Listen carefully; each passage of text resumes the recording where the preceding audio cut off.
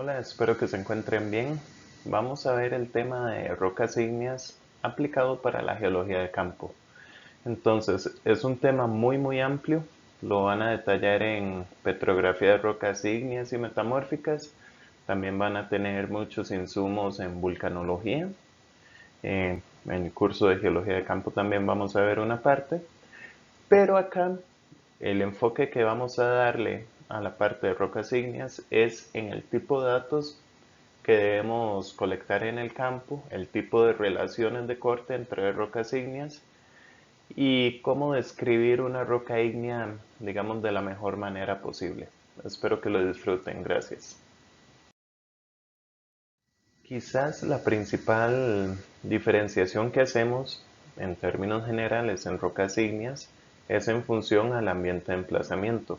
Entonces vamos a tener rocas extrusivas como las lavas o las que cristalizan en superficie y las rocas intrusivas que son las que cristalizan a profundidad. Entonces, también vamos a tener un ambiente subvolcánico como acá, donde está señalada una flecha, que son rocas que cristalizan muy cerca de la superficie, de manera somera. Entonces, el tamaño de grano nos va a ayudar a diferenciar entre si es una roca que cristaliza cerca de la superficie, por ejemplo, va a tener un grano más fino. Si son ambientes subvolcánicos, va a ser medio. Y si cristaliza a profundidad, va a ser grueso, que eso tiene una textura, lo cual vamos a ver en la siguiente diapositiva. Obviamente, dentro de un dique como este de acá, vamos a tener una variación en el margen, en la parte central y en el borde del dique, en cuanto a la cristalización y el tamaño de grano, porque eso va a estar en función del, de la velocidad de enfriamiento del mismo. La textura en una roca ígnea es muy importante para determinar el emplazamiento de la misma. Cuando un magma o una lava cristaliza de manera muy rápida, estos cristales van a ser muy pequeñitos y va a dar una textura de tipo afanítica. Cuando ya tiene algunos fenocristales, o sea, ya algunos cristales están sólidos y está el fundido que cristaliza muy rápido o relativamente rápido, creando una matriz, vamos a tener una combinación de una textura afanítica porfirítica. Y cuando la cristalización es lenta y prolongada, generalmente vamos a tener texturas faneríticas que se dan en cuerpos intrusivos. Hacia la derecha tenemos texturas vesiculares que se producen por el proceso de desgasificación de una lava. Y también vamos a tener texturas del tipo piroclásticas que se asocian más a tipos de rocas volcanoclásticas que vamos a ver más adelante en la presentación.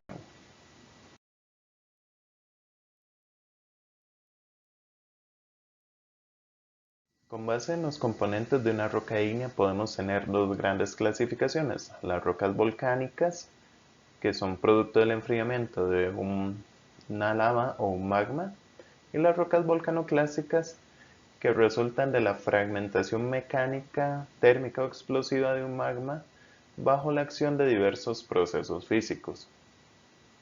En este cuadro lo que tenemos es una clasificación de las rocas ígneas en función si es volcánica o plutónica, con cada uno de los equivalentes, y la mineralogía asociada, que vamos a tener desde magmas félsicos como riolitas o granitos, hasta muy máficos como las comatitas o peridotita, donde son prácticamente la mayoría olivino.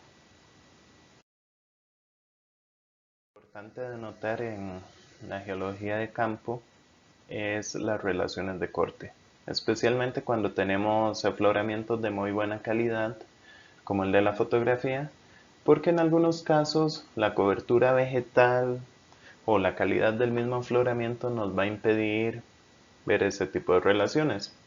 Entonces, acá tenemos un dique cortando una secuencia de huacas, eh, que son unas rocas sedimentarias que están plegadas en este caso, y eso nos sugiere que el dique es mucho más joven y está cortando estas rocas. Es otro ejemplo de relaciones de corte en un afloramiento a orillas del río Cuabrí en el sector de Buenos Aires de Punta Arenas. Tenemos unos diques centimétricos de andesita cortando un leucomonzogabro con horblenda, lo cual nos permite tener una relación en la que las andesitas son posteriores al leucomonzogabro, lo cual coincide con el volcanismo postintrusivo denotado en la zona. Acá, tomen un tiempo para pensar en qué ven en lo señalado en los diferentes números. El número 1 es una brecha volcanoclástica. Tenemos una aureola de alteración propilítica y tenemos un dique de monzonita.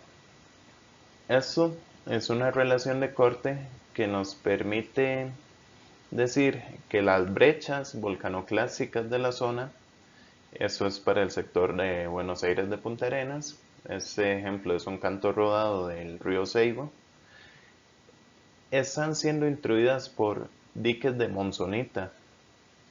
Entonces, nos ayuda a diferenciar o a establecer un orden cronológico entre la brecha y el intrusivo. En geología, cuando están realizando cartografía de campo, es muy importante saber el ambiente geológico donde están trabajando. Por ejemplo, un cuello volcánico puede tener una extensión de algunos cientos de metros, o los diques radiales alrededor de ese pueden ser de dimensiones métricas, mientras que si estamos trabajando en un batolito puede extenderse durante kilómetros. Entonces, si ustedes quieren buscar ambos contactos de esos cuerpos, en algún caso va a estar a algunos metros y en otros casos va a estar a quizás cientos de kilómetros. Tomen esto en cuenta, el ambiente que están viendo a la hora de realizar la cartografía.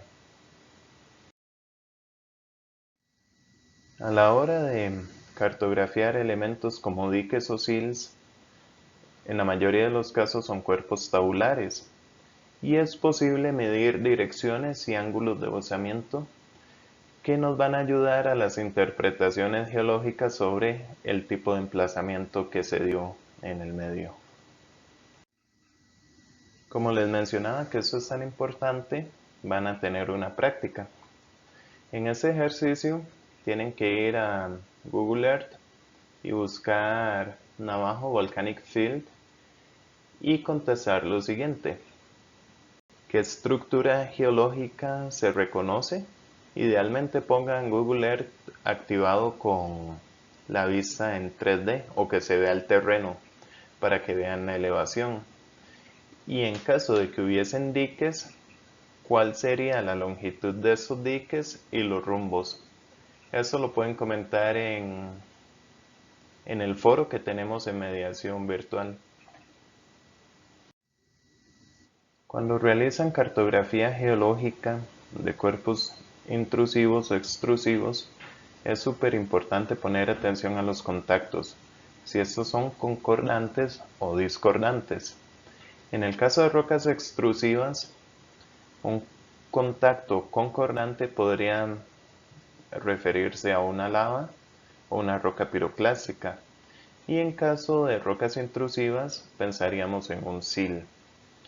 También en la derecha tenemos una imagen de un tipo particular de diques que es en forma de anillo, que tiene una relación directa con la cámara magmática. Una particularidad que también deberíamos reconocer durante la cartografía geológica son las fracturas columnares. Estas se forman por contracción térmica durante procesos de enfriamiento. Generalmente son perpendiculares a la superficie de enfriamiento y se pueden dar en cuerpos que estuvieron a gran temperatura, como lavas, diques o algunos depósitos ignimbriticos. En la foto de arriba a la derecha tenemos unas columnas formadas en las paredes de un dique, ¿verdad? Porque son perpendiculares a la superficie de enfriamiento, entonces el dique era más o menos vertical. En la foto de abajo a la izquierda tenemos un geoparque de prismas basálticos que se encuentra en Hidalgo, México, y tenemos las fracturas columnares de manera vertical, porque la colada de lava basáltica se emplazó de manera subhorizontal en ese caso. Y acá simplemente tenemos más ejemplos de ese geoparque en Hidalgo, en México, y de las fracturas columnares que se pueden ver y las morfologías, que en muchos de los casos tienden a ser bastante hexagonales.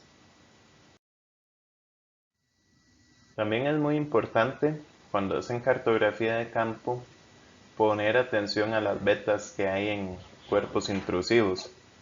Por ejemplo, en la foto de abajo a la izquierda tenemos diques centimétricos de aplitas en el sector de Buenos Aires de Punta Arenas, y en la figura de la derecha tenemos un esquema de la estratigrafía ígnea para los plutones. Entonces, las relaciones de corte que hay en estas vetas o la composición de estas vetas nos dice mucha información. Digamos, las aplitas en algunos casos son los últimos remanentes de cristalización y pueden cortar el cuerpo intrusivo previo. O también es muy común que las dioritas y los gabros se encuentren como cenolitos de un cuerpo que cristalizó primero y estén incluidos como cenolitos en un cuerpo más granítico. Por ejemplo, las vesículas son cavidades semiesféricas que se forman por el escape de un gas de una lava o un magma. En algunos casos, cuando estas vesículas se encuentran en la parte superior, podrían ayudarnos a diferenciar entre un sil o una lava, aunque a veces los sils también podrían tener ciertas vesículas.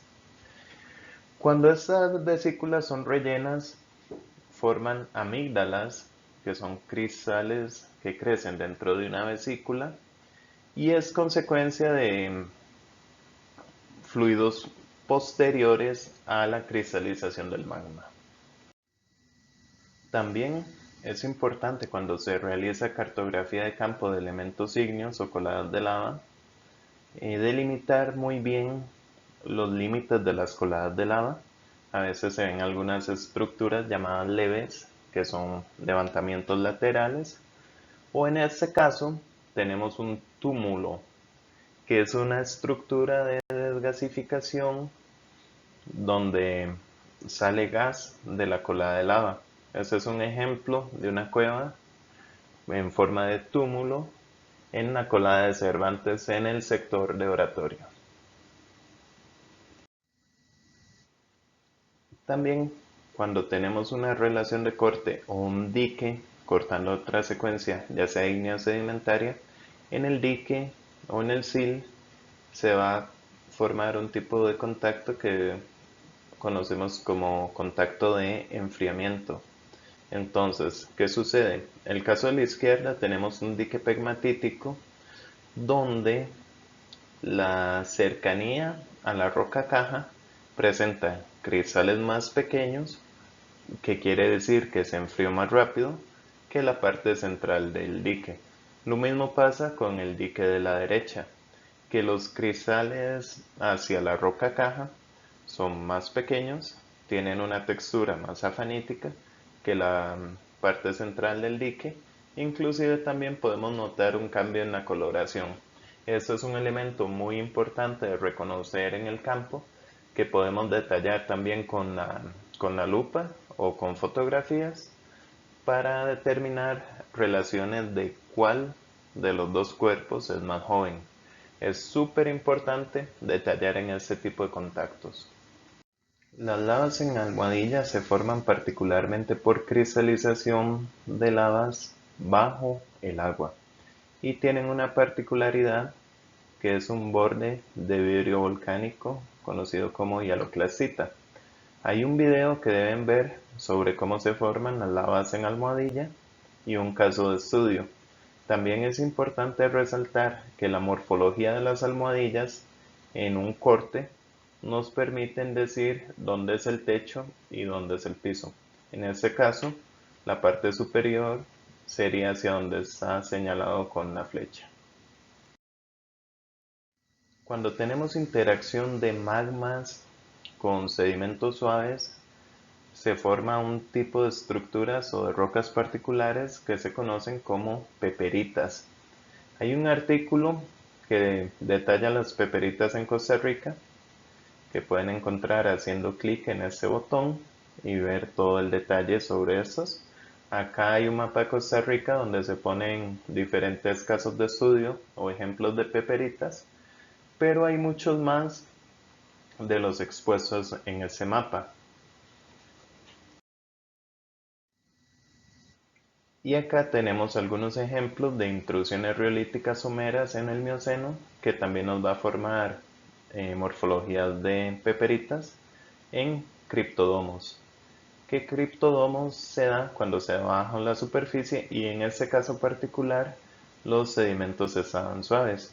También ejemplos de evidencias texturales de acá, donde está señalado con la flecha, de cómo es esta interacción de magmas y sedimentos suaves y qué tipo de morfología nos podría dar.